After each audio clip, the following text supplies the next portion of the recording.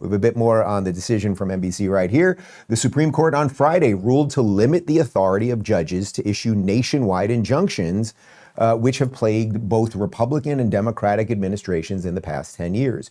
In the ruling, written by Justice Amy Coney Barrett, the justices argued that universal injunctions likely exceed the equitable authority that Congress has granted to federal courts. Justices Sonia Sotomayor, Elena Kagan, and Ketanji Brown Jackson dissented.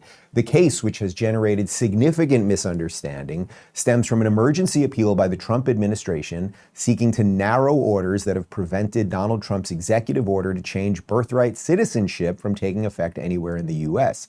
These nationwide court orders have emerged as an important check on Trump's efforts and a source of mounting frustration to the Republican president and his allies. Anyway, you can see right there at the end how NBC editorializes it. But again, you get the broad concept.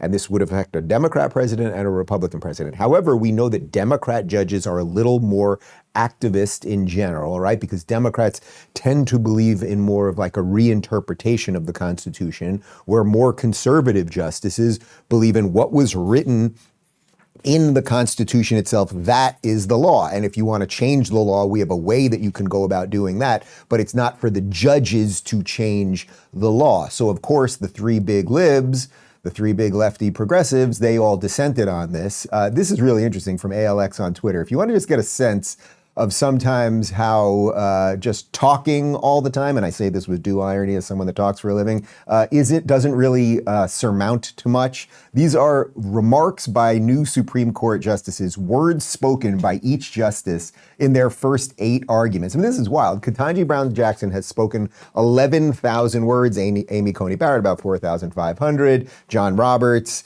who's the Chief Justice, 3,469. Clarence Thomas, 96 words. They write out the papers. But in terms of grandstanding and just talking, you get it. Now check out this. This is really interesting. So Amy Coney Barrett, so they won, right? So in this sense, the conservatives on the court won. The lower judges in random places in the United States will not be able to override the executive branch. This is good, and I would be making the same exact argument if the president was a Democrat right now. Here's Amy Coney Barrett's statement on Ketanji Brown's opinion in the matter, and this is wild.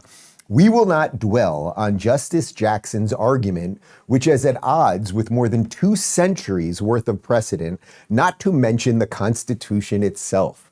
We observe only this: Justice Jackson decries an imperial executive while embracing an imperial judiciary. So first off, just can you imagine what it's like when these people are having lunch with each other? Like, that was her saying, I don't like that lady. And clearly Ketanji Brown Jackson doesn't like them. And Ketanji Brown Jackson, with her 11,000 words spoken when they're doing all this stuff, she's talking a lot. Amy Coney Barrett talking about a third. But right, what she said right there, what she wrote right there was quite beautiful. That Ketanji Brown Jackson's argument basically is that random judges should supersede, that any judge in the country with lower level jurisdiction should be able to stop the president with a nationwide injunction. That actually is completely crazy. And that's why she's saying it flaunts the face, basically, of 2 centuries of judicial decisions and the Constitution.